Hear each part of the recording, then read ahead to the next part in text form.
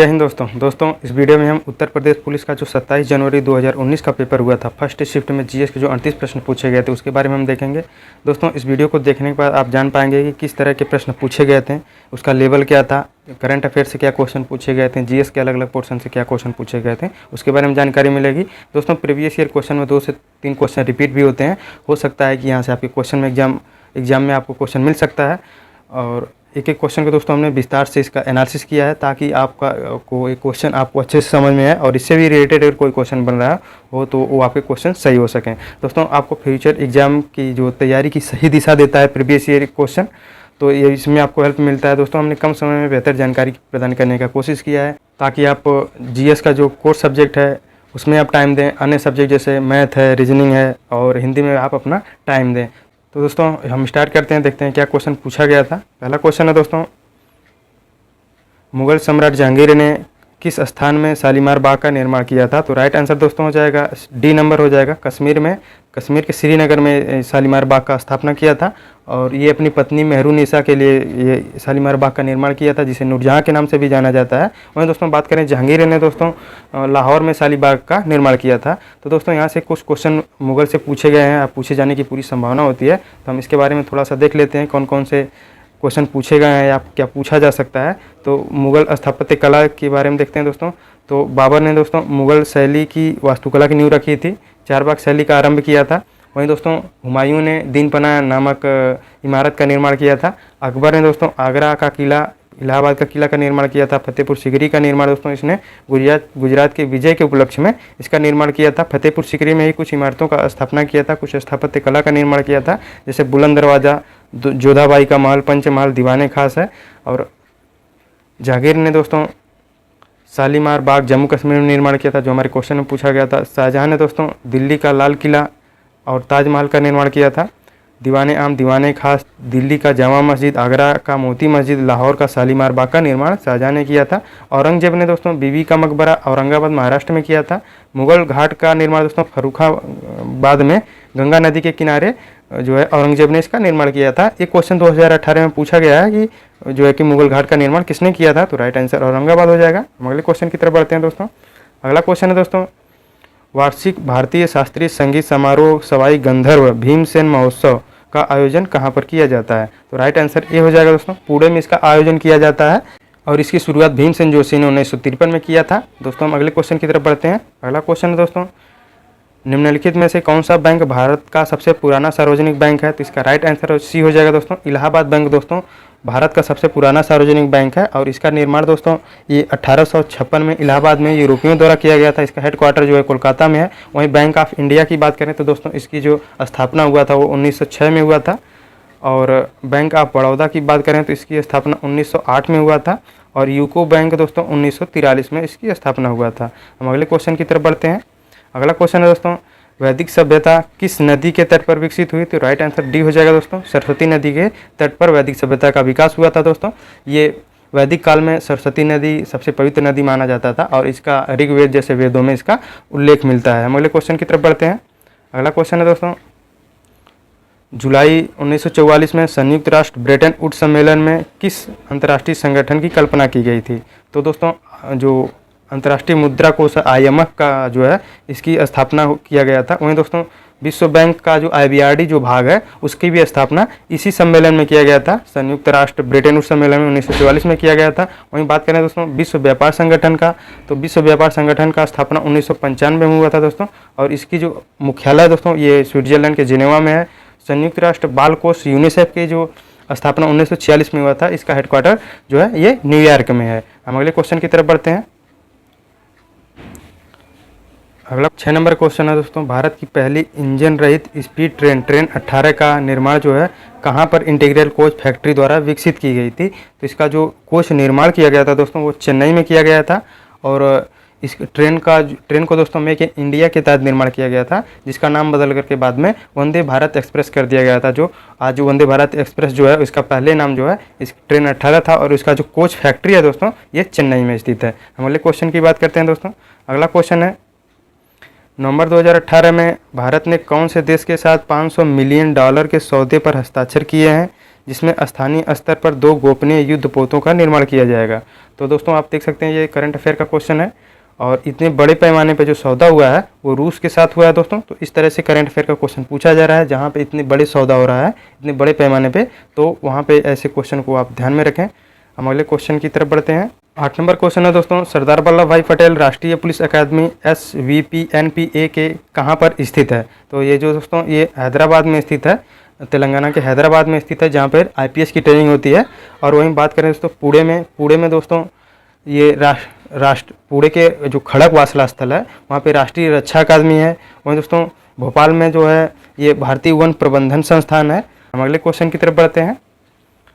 अगला क्वेश्चन दोस्तों, नवंबर 2018 में किस भारतीय राज्य की विधानसभा भंग कर दी गई थी? तो इसका राइट आंसर हो जाएगा दोस्तों बी नंबर, जम्मू कश्मीर को। जम्मू कश्मीर को दोस्तों जब वहाँ पे अनुच्छेद 370 हटा था तो वहाँ पे उसे यूटी का दर्जा दे दिया गया था। और ये करंट अफेयर से क्वेश्चन पूछा गया दोस्तों। तो 2019 में दोस्तों इसको यूटी का दर्जा दिया गया था। उस समय दोस्तों जम्मू कश्मीर के जो राज्यपाल थे वो सत्यपाल मलिक ने दोस्तों राज्य की विधानसभा भंग किया था।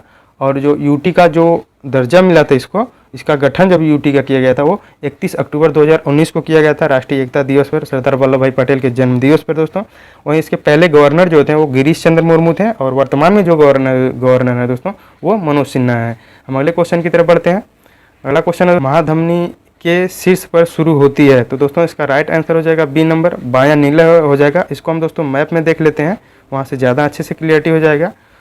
महाधमनी दोस्तों मानव शरीर की सबसे बड़ी धमनी होती है और इस धमनी में दोस्तों ऑक्सीकृत ब्लड प्रवाहित होता है, प्योर ब्लड प्रवाहित होता है। वहीं दोस्तों महाशिरा में जो शिरा वाला पार्ट है उसमें अनऑक्सीकृत, जिसमें कार्बन डाइऑक्साइड की मात्रा ज़्यादा होती है, उसमें जो ब्लड बहता है वो सिराओं में बहता है। वहीं दोस्तों हृदय की बात करें, यही वो दोस्तों दिल है जो आप दूसरों को देते हो कि मेरा दिल तुम्हारे पास है, तो यही ये दिल है, इसी के बारे में देखना है। तो जो दोस्तों हृदय होता है वो 4 भागों में बटा है, चार पार्टों में, 4 कक्षों में डिवाइड होता है। तो ऐसे देख लेते हैं और ये हो गया। और यहाँ पे देखते हैं दोस्तों ये दायां अलिंद है, ये पार्ट दायां अलिंद हो गया। और ये बायां अलिंद है दोस्तों, ये पार्ट बायां अलिंद है। और ये दायां नीला है और ये बायां नीला है। शरीर के ऊपरी भाग से और शरीर के निचले भाग से इम्प्योर ब्लड जो आता है वो दायां आलिंद में आता है। दायां आलिंद से दोस्तों ये फिर दायां नीला में जाता है। दायां नीला से होकर दोस्तों ये फेफड़ों में जाता है। फेफड़ों में दोस्तों जो हम सांस लेते हैं, जो सांस से ऑक्सीजन ब्लड में जाता है और वहाँ से जो कार्बन डाइऑक्साइड है वो ब्लड से, जो ब्लड में कार्बन डाइऑक्साइड है वो फेफड़ों के माध्यम से हमारे नाक के द्वारा बाहर आ जाती है और ऑक्सीजन उसमें ब्लड के माध्यम से फिर हार्ट में आती है। और फिर वही ऑक्सीकृत ब्लड जो है जिसमें ऑक्सीजन की मात्रा ज़्यादा होती है और वो ब्लड फिर उसके बाद ये फुफ्फुस शिरा से होते हुए, फुफ्फुस शिरा से ये बायां आलिंद है, बायां आलिंद में आती है और यहीं से फिर उसके बाद ये बायां नीला में जाता है। बायां नीला से हमारे अन्य पार्ट में, शरीर के विभिन्न भागों में पहुंचा दिया जाता है। महाधमनी के बारे में पूछा गया था, तो महाधमनी जो है वो बायां नीला से रिलेटेड है। वहीं दोस्तों 2 अपवाद है, जैसे फुफ्फुस धमनी में दोस्तों इम्प्योर ब्लड बहता है और फुफ्फुस शिरा में दोस्तों प्योर ब्लड बहता है जिसमें ऑक्सीजन की मात्रा ज़्यादा होती है। ये अपवाद है शिरा और धमनियों में। बाकी सारी धमनियों में जो ऑक्सीकृत ब्लड बहता है और सारी शिराओं में अनऑक्सीकृत ब्लड बहता है। हम अगले क्वेश्चन की तरफ बढ़ते हैं। अगला क्वेश्चन है दोस्तों, गैल्वेनाइजेशन का मतलब इस्पात को किसकी पतली परत के साथ आवरण करना है? तो जो राइट आंसर हो जाएगा बी नंबर, जस्ता का जो है दोस्तों इस्पात के ऊपर पतली परत का आवरण किया जाता है। और ये जंग से बचाने की एक विधि है जो लोहे को ऑक्सीजन और पानी से बचाता है। हम अगले क्वेश्चन की तरफ बढ़ते हैं। 12 नंबर क्वेश्चन है दोस्तों, C60 एक अणु है जिसमें के रूप में व्यवस्थित 60 कार्बन परमाणु होते हैं। तो इसका राइट आंसर दोस्तों वो सी नंबर हो जाएगा, 15 पंचभुज और 20 षटभुज के रूप में 60 कार्बन परमाणु होते हैं। और दोस्तों C60 जो है दोस्तों, C60 जो है फुटबॉल की जैसी संरचना होती है इसकी, और इसे बक मिनिस्टर फुलरिन भी कहा जाता है। दोस्तों ये क्वेश्चन थोड़ा सा टफ है, अगर आपको नहीं आ रहा है तो आप क्वेश्चन को छोड़ सकते हैं, अन्यथा आप रिस्क लेना चाहते हैं तो रिस्क ले सकते हैं। ऐसे क्वेश्चन दोस्तों आप छोड़ सकते हैं। उस क्वेश्चन को छोड़ने के बाद भी दोस्तों आप अन्य लोगों से आगे निकल जाएंगे, क्योंकि बहुत सारे लोगों का क्वेश्चन ऐसे क्वेश्चन गलत होने की संभावना है। तो आप ऐसे क्वेश्चन को चाहे तो छोड़ सकते हैं। हम अगले क्वेश्चन की तरफ बढ़ते हैं। अगला क्वेश्चन है दोस्तों, सर्वोत्तम गुणवत्ता वाला कोयला जिसमें 80 से 95% कार्बन होता है वह है? तो दोस्तों इसका राइट आंसर डी हो जाएगा, एंथ्रासाइट है दोस्तों। कितना बहुत ही इजी क्वेश्चन है दोस्तों। ऐसे क्वेश्चन आप हमेशा सही करें, अगर ऐसे क्वेश्चन आपके गलत होते हैं तो आप जो अन्य लोगों से पीछे हो जाएंगे, क्योंकि ये इजी क्वेश्चन है, अधिकांश लोगों के सही होंगे। तो ऐसे क्वेश्चन को आपको सही करना है। तो दोस्तों इसका जो कार्बन की गुणवत्ता होता है वो पीट में सबसे कम होता है, लिग्नाइट में उससे ज़्यादा होता है, बिटुमिनस में उससे ज़्यादा होता है और एंथ्रासाइड में सबसे बेस्ट होता है। दोस्तों हम अगले क्वेश्चन की तरफ बढ़ते हैं। हम अगला क्वेश्चन है दोस्तों 14 नंबर क्वेश्चन है, किसको छोड़कर निम्नलिखित में से सभी संघनन बहुलक हैं। तो दोस्तों इसका राइट आंसर हो जाएगा पॉलीप्रोपिलीन को छोड़कर दोस्तों जो अन्य जो ऑप्शन है वो सभी संघनन बहुलक हैं। हम अगले क्वेश्चन की तरफ बढ़ते हैं। अगला क्वेश्चन है दोस्तों, भारतीय प्रौद्योगिकी संस्थान कानपुर ने कहाँ पर कार्यालय बनाया है जहाँ पूर्व छात्र संजीव खोसला को संस्थान का विदेशी ब्रांड दूत नियुक्त किया गया है। तो दोस्तों ये देख सकते हैं आप, करंट अफेयर से क्वेश्चन पूछा गया है, तो ऐसे क्वेश्चन को आप तैयार रखें। इसका जो राइट आंसर हो जाएगा दोस्तों डी नंबर न्यूयॉर्क हो जाएगा। एक क्वेश्चन आपसे नहीं पूछा जाएगा, लेकिन इस तरह से क्वेश्चन दोस्तों करंट अफेयर में पूछे जा रहे हैं, ऐसे क्वेश्चन को आप तैयार रखें। हम अगले क्वेश्चन की तरफ बढ़ते हैं। अगला क्वेश्चन है दोस्तों, उत्तर प्रदेश पुलिस भर्ती एवं प्रोन्नति बोर्ड द्वारा कांस्टेबल सिविल पुलिस की नियुक्ति में शारीरिक क्षमता परीक्षा में पुरुष अभ्यर्थियों को दौड़ने की कितनी ज़रूरत होती है, कितने दौड़ने की ज़रूरत होती है। तो ये बहुत ईजी क्वेश्चन है दोस्तों, ये फ्री का नंबर है दोस्तों। तो इसका जो राइट आंसर ये हो जाएगा दोस्तों 25 मिनट में 4.8 किलोमीटर दौड़ना होता है। तो ऐसे क्वेश्चन दोस्तों बहुत ही ईजी है। हम अगला क्वेश्चन की तरफ बढ़ते हैं। अगला क्वेश्चन है, 22 जुलाई 2014 को उत्तर प्रदेश के राज्यपाल के रूप में किसने शपथ ग्रहण की थी। तो इसका राइट आंसर दोस्तों हो जाएगा सी नंबर राम नाईक हो जाएगा दोस्तों। ये देख सकते हैं करंट अफेयर से क्वेश्चन पूछा गया है। राम नाईक की बात करें दोस्तों तो ये जो अटल बिहारी वाजपेयी की सरकार में कैबिनेट मंत्री भी थे और वर्तमान में राज्यपाल दोस्तों आनंदीबेन पटेल हैं। बात करें राज्यपाल की दोस्तों, राज्यपाल को दोस्तों 153 में ये उल्लेख किया गया है कि देश के प्रत्येक राज्य में एक राज्यपाल होगा। 155 में दोस्तों ये प्रावधान है कि राज्यपाल की नियुक्ति के बारे में जो प्रावधान किया गया है वो 155 में किया गया है। और दोस्तों राम नाईक को अभी कोई पद्म अवार्ड मिला है, पद्म भूषण मिला है, दूसरा नंबर का अवार्ड मिला है, इसको आप ध्यान में रखिएगा। हम अगले क्वेश्चन की तरफ बढ़ते हैं, क्योंकि ये क्वेश्चन पूछा जा सकता है। उत्तर प्रदेश के पूर्व राज्यपाल रहे हैं तो क्वेश्चन पूछा जा सकता है। उत्तर प्रदेश के किस जिले को पीतल नगरी के नाम से भी जाना जाता है। तो आप बहुत ही फेमस क्वेश्चन है, इसका राइट आंसर दोस्तों हो जाएगा मुरादाबाद, डी नंबर ऑप्शन हो जाएगा। इसी तरह से दोस्तों कुछ अन्य क्वेश्चन पूछे गए हैं जो बहुत ही इजी हैं, लेकिन आप इसको जो है ODOP जो वन डिस्ट्रिक्ट वन प्रोडक्ट है उसको अच्छे से देख लें, देख करके एग्जाम में जाएं दोस्तों, क्योंकि यहाँ से क्वेश्चन हर शिफ्ट में लगभग 1-2 क्वेश्चन मिले हैं। तो जैसे काला नमक चावल पूछा गया था, सिद्धार्थनगर में फेमस है। कालीन नगरी भदोई और मिर्जापुर में फेमस है। चूड़ी जो है दोस्तों फिरोजाबाद में फेमस है। अलीगढ़ का तालाब फेमस है दोस्तों। चिकनकारी दोस्तों लखनऊ में फेमस है। तो ये ऐसे क्वेश्चन पूछे जा रहे हैं, तो ऐसे क्वेश्चन को आप जरूर ध्यान में रखे जाएँ। हम अगले क्वेश्चन की तरफ बढ़ते हैं। अगला क्वेश्चन है दोस्तों, 1658 में बहादुरपुर के युद्ध में शाहजहां के दूसरे बेटे शाह शुजा को शाहजहां के पोते ने हराया था। तो राइट आंसर दोस्तों हो जाएगा बी नंबर, सुलेमान शिकोह ने शाह शुजा को हराया था। ये सुलेमान शिकोह दोस्तों शाहजहां का पोता था। शाहजहां के दोस्तों 4 पुत्र थे, दारा शिकोह, शाह शुजा, औरंगजेब और मुराद बख्श। दारा शिकोह का जो पुत्र था दोस्तों वो सुलेमान शिकोह, इसने दोस्तों जो अपने चाचा शाह शुजा को इसने हराया था। हम अगले क्वेश्चन की तरफ बढ़ते हैं।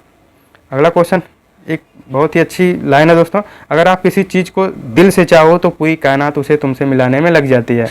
दोस्तों आप अगर किसी चीज़ को दिल से चाहते हो, किसी को मन में बैठा लो और वो ज़रूर आपको मिलती है, क्योंकि उसे पूरा यूनिवर्स पूरा उसको आपसे मिलाने का प्रयास करता है। तो अपने मन में दोस्तों ये जुनून रखिए, जज्बा रखिए कि हमें वर्दी लेना है और अपने आप को देश की सेवा में समर्पित करना है, लोगों की समस्याओं को दूर करना है। तो निश्चय ही दोस्तों आप सफल होंगे, प्रयास करते रहिए। हम अगले क्वेश्चन की तरफ बढ़ते हैं। फिरोजाबाद में 200 वर्षों से भी अधिक समय में किसका उत्पादन किया जा रहा है, 200 वर्षों से अधिक समय से। तो दोस्तों ये कांच की चूड़ी के लिए फेमस है फिरोजाबाद। हम अगले क्वेश्चन की तरफ बढ़ते हैं। वहीं दोस्तों देख लेते हैं चिकनकारी का काम दोस्तों, ये लखनऊ में फेमस है। पीतल का ताला है अलीगढ़। जरदोजी दोस्तों ये बनारस, लखनऊ जैसे क्षेत्रों में ये फेमस है। हम अगले क्वेश्चन की तरफ बढ़ते हैं। अगला क्वेश्चन है दोस्तों, कौन सा कथक घराना उस नृत्य शैली के आध्यात्मिक पहलुओं पर अधिक ध्यान देता है। तो राइट आंसर दोस्तों हो जाएगा लखनऊ हो जाएगा। लखनऊ दोस्तों कथक शैली में आध्यात्मिक पहलुओं पर अधिक बल देता है। वहीं दोस्तों बात करें कथक की, कथक दोस्तों ये उत्तर प्रदेश राज्य का शास्त्रीय नृत्य है। उत्तर प्रदेश के साथ साथ दोस्तों ये उत्तर भारत और राजस्थान में फेमस है और इसके 3 प्रसिद्ध घराने हैं, लखनऊ घराना, बनारस घराना, जयपुर घराना। हम अगले क्वेश्चन की तरफ बढ़ते हैं।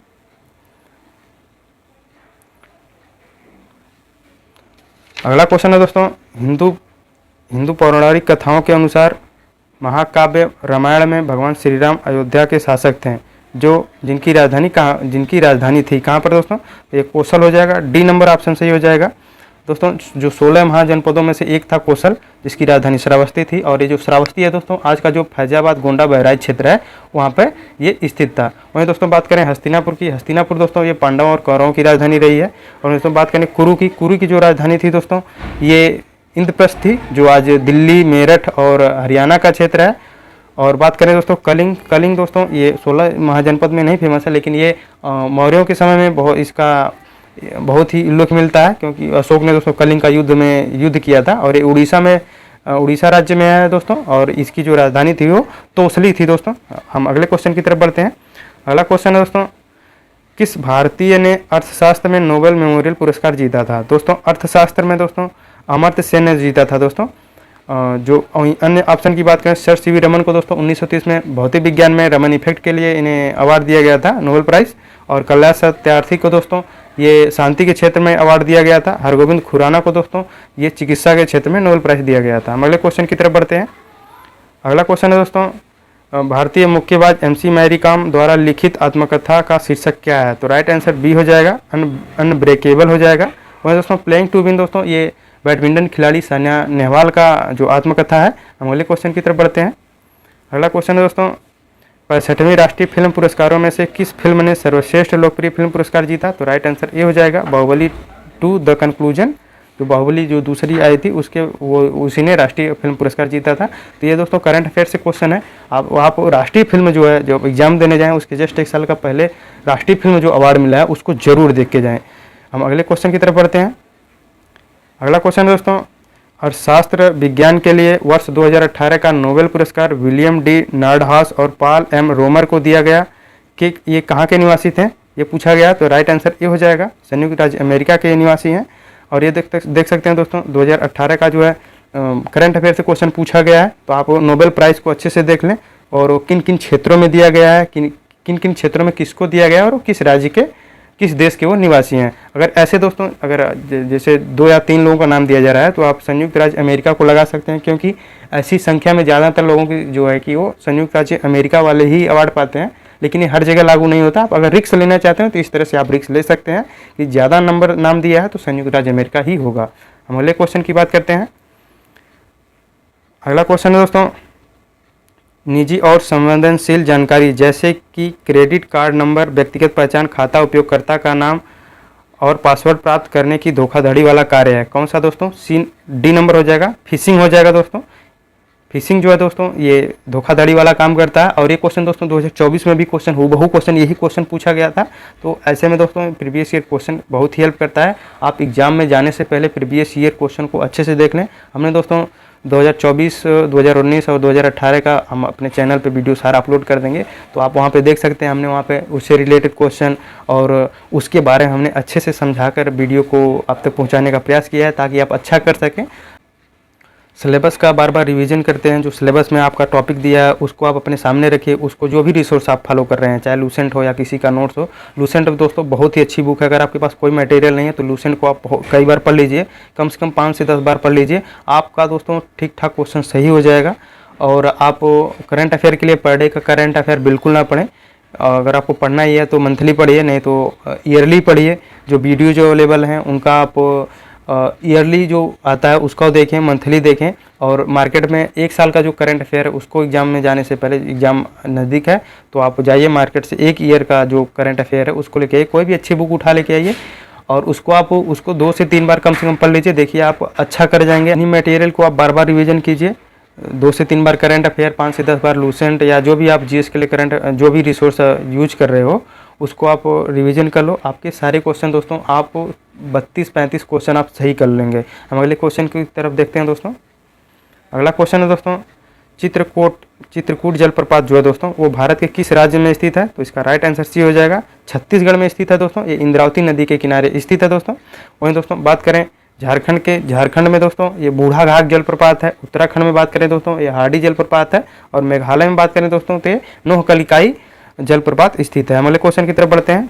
अगला क्वेश्चन है दोस्तों, वेनेजुएला की राजधानी कहाँ पर है? तो राइट आंसर दोस्तों हो जाएगा डी नंबर, निकोसिया दोस्तों साइप्रस की राजधानी है, सान सल्वाडोर एल साल्वाडोर की राजधानी है, क्यूटो दोस्तों इक्वाटोर की राजधानी है। तो इस तरह से क्वेश्चन पूछा गया है कि किसी ना किसी शिफ्ट में, जरूर हर शिफ्ट में देखने को मिला है कि किसी महाद्वीप में कोई देश से किसी भी देश का राजधानी पूछ दे रहा है, तो आप डेली बेसिस पे 5 से 10 मिनट पे आप जो वर्ल्ड मैप अपने रूम में लगाए हैं उस पर आप 5 से 10 मिनट, केवल 5 से 10 मिनट एक एक महाद्वीप पे दीजिए, उसकी राजधानी कहाँ है, उसकी मुद्रा कहाँ क्या है, उस पर पर्वत क्या है, मरुस्थल क्या है, इसके बारे में आप 10 मिनट दीजिए। थोड़ा थोड़ा एक एक महाद्वीप पे आपको सारे क्वेश्चन याद हो जाएंगे और आपको रटना नहीं पड़ेगा, आपको अच्छे से समझ में आएगा। अगला क्वेश्चन है दोस्तों, भारत में निम्नलिखित में से किस रेडियोधर्मी धातु का विश्व का सबसे बड़ा भंडार मौजूद है? तो दोस्तों इसका राइट आंसर डी हो जाएगा, थोरियम हो जाएगा दोस्तों। थोरियम दोस्तों ये केरल का जो मालाबार तट है उस पर बहुत ही बड़ी मात्रा में पाया जाता है, तो राइट आंसर डी हो जाएगा। हम अगले क्वेश्चन की तरफ बढ़ते हैं। 31 नंबर क्वेश्चन है दोस्तों, ऑस्ट्रेलिया का एकमात्र द्वीपीय राज्य का नाम बताइए? तो दोस्तों इसका राइट आंसर सी हो जाएगा, टैस्मेनिया हो जाएगा। दोस्तों ये इंग्लिश वर्जन जो है थोड़ा सा कठिन है, जैसे तस्मानिया आप हम लोग पढ़ते हैं, लेकिन यहाँ पे टैस्मेनिया है, इसलिए आप इसका जो है कि इंग्लिश वर्जन भी जो आपके बगल में है उसको भी आप एग्जाम में यूज कर सकते हैं दोस्तों, क्योंकि ये बहुत ईजी क्वेश्चन है। इसको हम दोस्तों मैप में देख लेते हैं, ज़्यादा अच्छे से क्लियरिटी हो जाएगा। दोस्तों ये है तस्मानिया दोस्तों, तस्मानिया जो ये ऑस्ट्रेलिया का जो दक्षिण में स्थित है, इसी क्वेश्चन को पूछा गया दोस्तों। ये जो है कि ऑस्ट्रेलिया का सबसे साउथ में स्थित एक द्वीपीय राज्य है दोस्तों, इसी के बारे में पूछा गया है। तो आप दोस्तों जब मैप में देखते हैं, मैप से आप जूझते हैं, 5-10 मिनट डेली देते हैं, तो आपको ये सब सारी चीज़ें क्वेश्चन सही हो जाएंगे। हम अगले क्वेश्चन की तरफ बढ़ते हैं। 32 नंबर क्वेश्चन है दोस्तों, निम्नलिखित में से कौन सा शहर गोदावरी नदी के किनारे स्थित नहीं है? तो इसका राइट आंसर दोस्तों जो हो जाएगा दोस्तों बी नंबर, नवसारी दोस्तों, ये गुजरात में स्थित है और ये गोदावरी नदी के तट पर स्थित नहीं है। हम अगले क्वेश्चन की तरफ बढ़ते हैं दोस्तों। अगला क्वेश्चन है दोस्तों, नीलम संजीव रेड्डी का कार्यकाल के बाद भारत के राष्ट्रपति कौन बने थे? तो इसका राइट आंसर सी हो जाएगा, ज्ञानी जैल सिंह बने थे दोस्तों। नीलम संजीव रेड्डी दोस्तों एक पहले राष्ट्रपति थे जिन्हें निर्विरोध चुना गया था। हम अगले क्वेश्चन की तरफ बढ़ते हैं। अगला क्वेश्चन है दोस्तों, चंद्रगुप्त के पुत्र का नाम बताएं जिन्होंने 298 से 272 ईसा पूर्व के बीच शासन किया था, संपूर्ण भारत में साम्राज्य को बढ़ाया था। दोस्तों इसका राइट आंसर सी हो जाएगा, बिंदुसार हो जाएगा दोस्तों। बिंदुसार ही दोस्तों उस समय दोस्तों मौर्यों का सबसे बड़ा साम्राज्य था और इन्होंने उसको और ही प्रसार दिया था। उसके बाद अशोक आते हैं और अंतिम जो शासक था दोस्तों वो बृहद्रथ था। वहीं दोस्तों अन्य ऑप्शन की बात करें हर्षवर्धन की, हर्षवर्धन दोस्तों पुष्यभूति वंश का शासक था और इसके दरबार में चीनी यात्री त्रिवेंद्रसंग आया था और इसी के दरबार में दोस्तों बाणभट्ट नाम का इनके दरबारी कवि रहता था। वहीं दोस्तों अनिरुद्ध की बात करें, अनिरुद्ध दोस्तों ये हर्यक वंश का शासक था और ये उदयन का पुत्र था। वसुदेव की बात करें दोस्तों, तो वसुदेव दोस्तों शुंग वंश के अंतिम शासक जो देवभूति की हत्या करके कर्ण वंश की स्थापना किया था। हम अगले क्वेश्चन की तरफ बढ़ते हैं। अगला क्वेश्चन है दोस्तों, मेखला चादर यह किस राज्य की महिलाओं द्वारा पहना जाने वाला पारंपरिक वस्त्र है? राइट आंसर डी हो जाएगा दोस्तों, असम में दोस्तों ये असम का पारंपरिक वस्त्र है। और वहीं दोस्तों बात करें अन्य ऑप्शन की, गुजरात में दोस्तों जो पारंपरिक वस्त्र चनिया चोली या घाघरो चोली इसे कहते हैं, घाघरा चोली। तो दोस्तों आपने एक मूवी देखा होगा चुपके चुपके, उसमें शहीद कपूर और राजपाल यादव एक्टर थे दोस्तों। तो उनमें उसी में दोस्तों राजपाल यादव बहुत भूखे थे, तो वो जाकर के मांगते हैं कि कुछ खाने को दो, तो उसने बोला कि वो घाघरो चोली। तो उसने कहा, उसने सोचा कि कोई खाने वाली चीज़ है, तो वहाँ पर उनकी जम के कुटाई हो जाती है। अगर आप फिल्म को देखेंगे तो आपको जरूर याद होगा। वहीं दोस्तों बात करें तमिलनाडु की, तमिलनाडु में दोस्तों जो पारंपरिक वस्त्र वो साड़ी है। गोवा की बात करें तो जो पारंपरिक वस्त्र वो गाउन है। हम अगले क्वेश्चन की तरफ बढ़ते हैं। अगला क्वेश्चन है दोस्तों, रविन्द्रनाथ टैगोर ने निम्नलिखित में से किस देश का राष्ट्रगान लिखा था? तो दोस्तों राइट आंसर डी हो जाएगा, बांग्लादेश का अमार सोनार बांग्ला लिखा था। और भारत का जो है जनगण मन अधिनायक जो राष्ट्रगान है उन्होंने इसको भी रविन्द्रनाथ टैगोर ने लिखा था। वहीं दोस्तों गीतांजलि के लिए इनको 1913 में साहित्य के लिए जो नोबेल पुरस्कार दिया गया था। भारत के पहले नोबेल पुरस्कार प्राप्त करता थे। हम अगले क्वेश्चन की तरफ बढ़ते हैं। अगला क्वेश्चन है दोस्तों, वर्गीज कुरियन को किसके द्वारा राष्ट्रीय डेयरी विकास बोर्ड NDDB के अध्यक्ष के रूप में नियुक्त किया गया था? तो राइट आंसर दोस्तों हो जाएगा ए नंबर, लाल बहादुर शास्त्री के द्वारा नियुक्त किया गया था। और वर्गीज कुरियन दोस्तों ऑपरेशन फ्लड के माध्यम से देश में श्वेत क्रांति लाए थे, इसलिए इन्हें श्वेत क्रांति का जनक भी कहा जाता है और ये अमूल के संस्थापक थे दोस्तों। हम अगले क्वेश्चन की तरफ बढ़ते हैं। अगला क्वेश्चन है दोस्तों, वर्तमान में भारतीय संविधान के कितने भाग हैं? तो राइट आंसर है दोस्तों सी नंबर 25 नंबर हो जाएगा। इसके बारे में थोड़ा सा डिटेल में देख लेते हैं। मूल संविधान में दोस्तों 22 भाग, 395 अनुच्छेद और 8 अनुसूचियाँ थीं। वर्तमान में दोस्तों कुल 25 भाग है और 470 अनुच्छेद दोस्तों विकिपीडिया में दोस्तों 470 अनुच्छेद दिया गया था और 12 अनुसूचियाँ हैं दोस्तों। 3 भाग जो संशोधन के द्वारा जोड़ा गया था, 4A जो भाग 4A है दोस्तों मौलिक कर्तव्य को जोड़ा गया था और ये स्वर्ण सिंह समिति के द्वारा लाया गया था। 42वें संविधान संशोधन अधिनियम 1976 में जोड़ा गया था। भाग 9 की बात करें दोस्तों, ये पंचायती राज और नगर पालिका इसमें जोड़ा गया 9A में, और ये बलवंत राय मेहता समिति के माध्यम से जोड़ा गया 73वां और 74वें संविधान संशोधन अधिनियम 1992 में। और ये भाग 14A में दोस्तों अधिकरण जिसे ट्रिब्यूनल कहते हैं, और ये 42वें संविधान संशोधन अधिनियम 1976 में जोड़ा गया था। तो इस तरह से हमने दोस्तों 38 क्वेश्चन को देखा कि इस तरह से क्वेश्चन पूछे गए हैं, जीएस के कैसे क्वेश्चन है, करंट अफेयर के कैसे क्वेश्चन है। तो हमने एक एक क्वेश्चन को आप तक पहुंचाने का प्रयास किया। उम्मीद है कि आपको अच्छे से समझ में आया होगा।